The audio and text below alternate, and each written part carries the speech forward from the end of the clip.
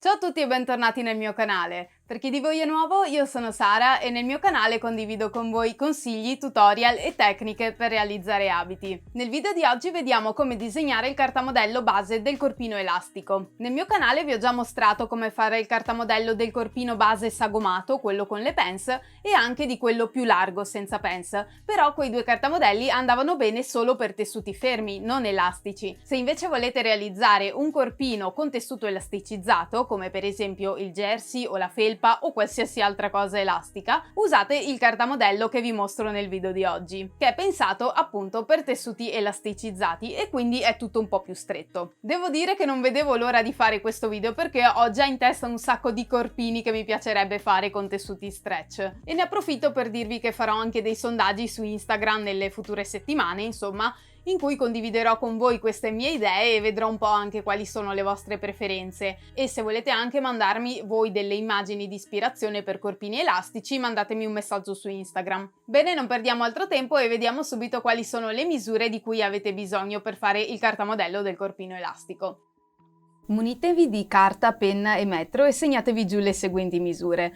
La circonferenza vita va presa facendo circolare il metro attorno al busto nel punto più stretto della pancia. Per semplicità vi conviene fissarvi un nastrino tutto attorno alla pancia a livello della vita, questo sarà poi un punto di riferimento che vi aiuterà a rilevare più correttamente tutte le altre misure. Per la circonferenza collo fate girare il metro attorno alla base del collo. La circonferenza seno va rilevata nel punto più sporgente del seno, meglio tenendo le braccia rilassate lungo il corpo e indossando la biancheria intima che si indossa di solito. La circonferenza torace invece va presa nel punto più alto possibile sotto le ascelle. E tutte queste circonferenze vanno prese con il metro parallelo al pavimento. Misurate poi l'altezza seno, cioè dal punto più alto della spalla vicino al collo fino al centro del seno. La lunghezza vita davanti va presa invece dal punto più alto della spalla fino al nastro che avevate fissato in vita, passando per il centro del seno. La larghezza torace davanti si misura dall'attaccatura di un braccio all'attaccatura dell'altro, ad un'altezza che è a metà tra spalla e centroseno, mentre la larghezza diagonale spalla o lunghezza spalla va misurata dalla base del collo all'inizio del braccio, dove c'è l'articolazione. Misurate poi la divergenza seni, cioè la distanza tra il centro di un seno e l'altro. Passiamo ora al dietro. La larghezza spalle dietro va presa dall'attaccatura di un braccio all'altra a circa 10 cm dal collo, mentre la lunghezza vita dietro si misura nel centro dietro, dalla base del collo al nastrino che avevate messo in vita. La circonferenza braccio va presa facendo circolare il metro attorno al braccio nella parte più alta del braccio, appena sotto l'ascella. La circonferenza gomito va invece presa nella parte centrale del braccio, dove ci sono le ossa sporgenti del gomito. E la circonferenza polso va presa appena sopra la mano, dove ci sono le ossa sporgenti del polso. Poi misurate la lunghezza totale del braccio, nell'interno braccio, tenendolo un po' piegato, dal punto di attaccatura del braccio al torso fino al punto di attaccatura della mano. E infine misurate l'altezza gomito, ossia la lunghezza che c'è tra l'attaccatura del braccio e l'osso del gomito. Iniziamo disegnando un rettangolo ABCD in cui inscriveremo il corpino davanti che sarà di qua e il corpino dietro che sarà di qua. AB sarà lungo come la lunghezza vita davanti meno dei centimetri di vestibilità.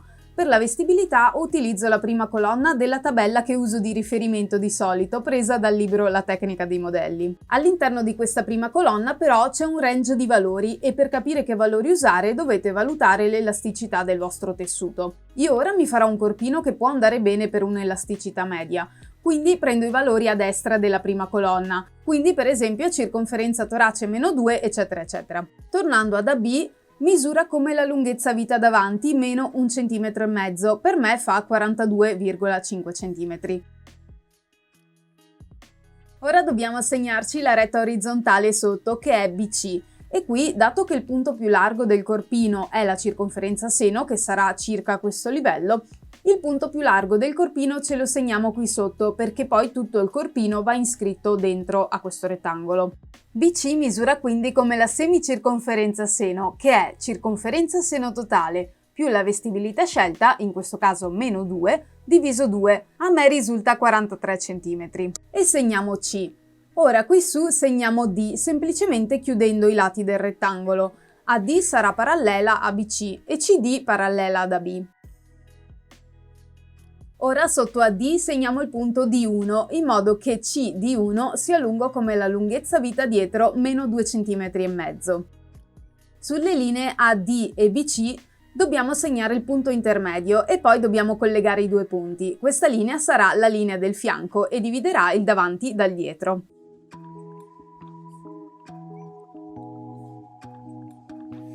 Per trovare il livello della linea seno facciamo la metà di D1C.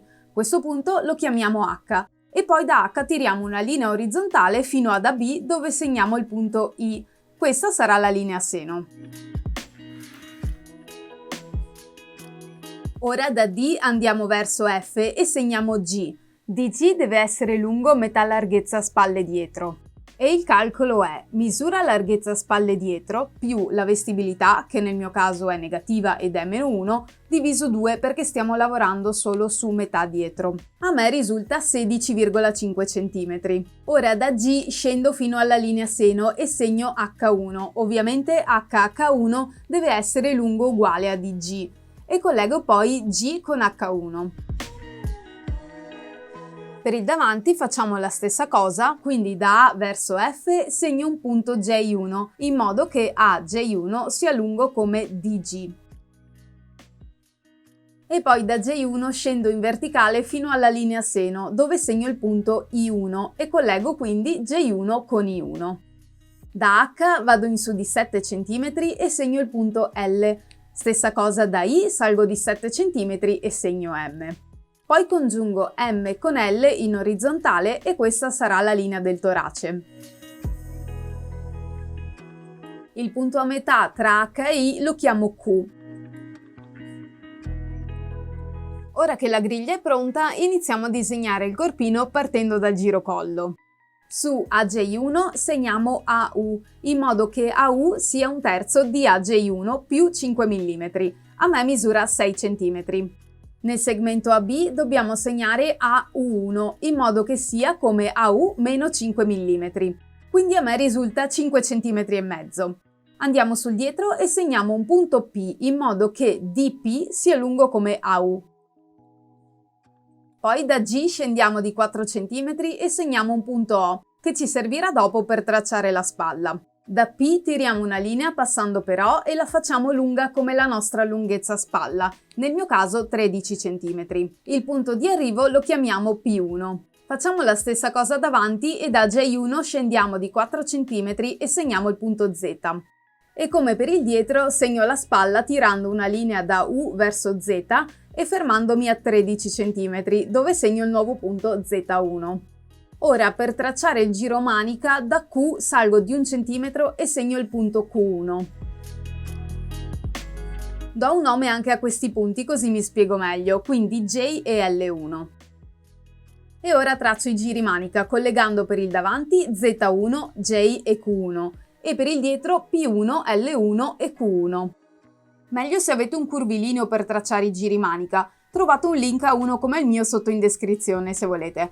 Se no, se non lo avete, potete anche fare le curve a mano, cercate però di imitare il tipo di curva che sto facendo io.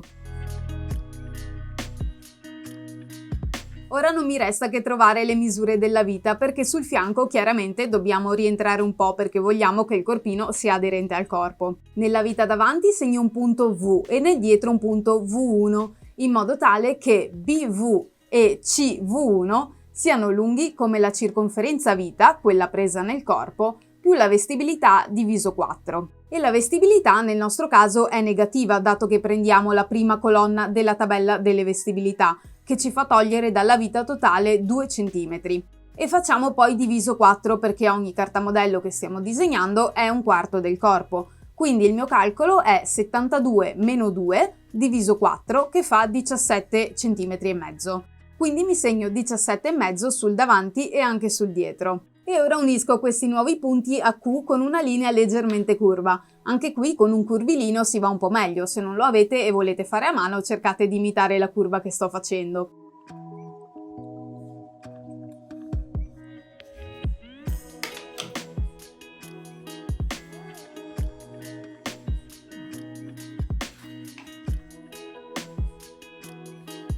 E ora disegno anche il girocollo davanti e dietro unendo i punti che avevo già segnato prima. Mi sono accorta però di aver segnato D1 troppo basso. A me il segmento DD1 è venuto di 4 cm e lo porterò invece a 2,5 cm, che mi sembra più corretto e proporzionato.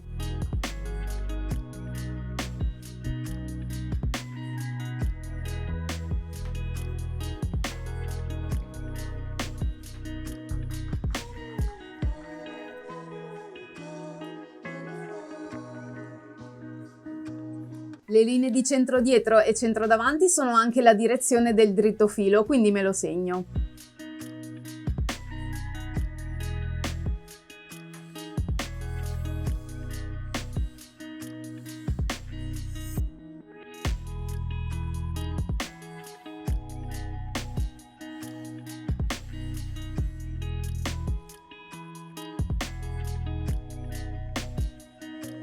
Bene, il davanti e il dietro sono finiti e passiamo ora a fare la manica. Per fare la manica disegno un rettangolo ABCD e dentro questo rettangolo disegnerò la manica intera, non soltanto metà come avevamo fatto nel corpino normale.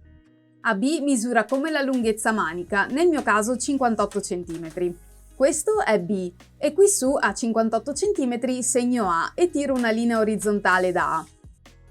Ora da A dobbiamo uscire in fuori e segnare il punto E, che sarà il punto della spalla. Per calcolarci la lunghezza di AE dobbiamo prendere il settore corpino più la sua metà. Il settore corpino ce lo andiamo a prendere dal cartamodello fatto prima ed è la distanza tra H1 e I1. A me misura 10 cm. Quindi dovrò fare 10 cm più la sua metà, cioè 5, e 15 sarà la misura di AE. E poi, dopo altri 15 cm, segno il punto D, che sarà la fine della manica. Il punto spalla, che è E, è esattamente a metà della manica. E sul lato in fondo segno il punto C a 30 cm e chiudo il rettangolo. Segno poi la metà di BC e la chiamo F e poi congiungo E con F.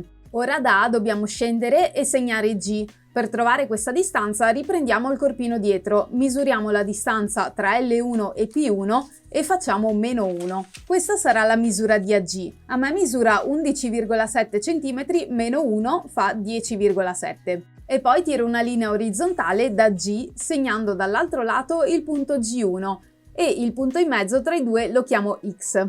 Poi ci segniamo anche la linea gomito che andrà esattamente a metà tra A e B e chiamiamo il punto N. E tiro una parallela al fondo. Il nuovo punto a destra lo chiamo N1 e il punto in mezzo P. Di qua avremo la manica davanti, di qua quella dietro e in mezzo la linea spalla. Ora colleghiamo con una linea G con E con G1. Poi mi trovo i due punti intermedi di queste linee e li chiamo entrambi E1.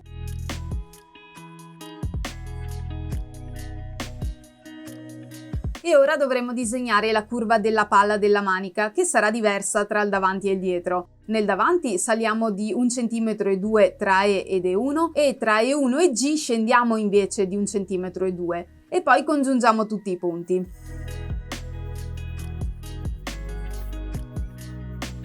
Per il dietro segniamo il punto a metà tra G1 ed E1.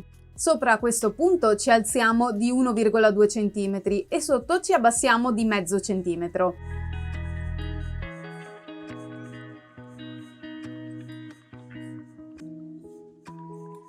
Congiungiamo tutti i punti cercando di fare una linea morbida e senza spigoli, quindi io qui scenderò giù un po' prima del punto segnato. Per il fondo calcolatevi la vostra circonferenza polso, nel mio caso è 18 cm. Io poi di vestibilità gli lascerei qualche centimetro in più così che il braccio entri, anche se non sono sicura della misura, quindi farò una tela di prova poi per vedere se la misura torna correttamente. Aggiungo 2 cm in totale, quindi da F devo spostarmi a destra e a sinistra di 10 cm. Chiamo questi punti B1 e C1 e li congiungo a G e G1. Prima tiro una linea retta e poi a livello del gomito rientro di 1 centimetro e sotto il gomito tengo la linea retta e sopra la faccio leggermente curva. E quindi anche il cartamodello della manica è finito. È la prima volta che faccio questo cartamodello base, quindi sono curiosa anch'io di vedere come viene. Spero ci siano poche cose da sdifettare.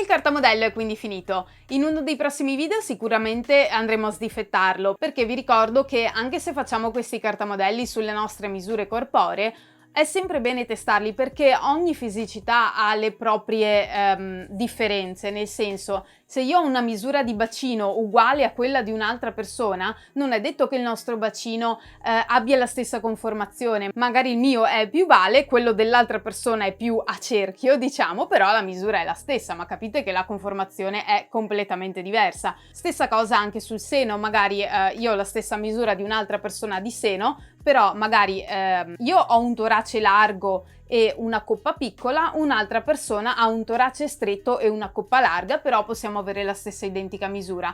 Questa è la logica di base per cui è sempre bene provare i cartamodelli. E in questo modo, se lo sdifettiamo, ovviamente avremo anche un cartamodello poi perfetto per fare qualsiasi altro tipo di corpino elastico in futuro. Quindi conviene comunque a prescindere fare una tela di prova e vedere quali sono i difettini da togliere. Quindi in uno dei prossimi video faremo questo sdifettamento. Poi sceglieremo un design per questo corpino elastico e vi mostrerò come modificherò il cartamodello e anche poi come cucirò questo corpino elastico. Quindi se non l'avete già fatto, iscrivetevi al canale e attivate la campanella così non vi perderete tutti questi video che farò. Ebbene, per oggi è tutto, ci vediamo al prossimo video. Ciao ciao!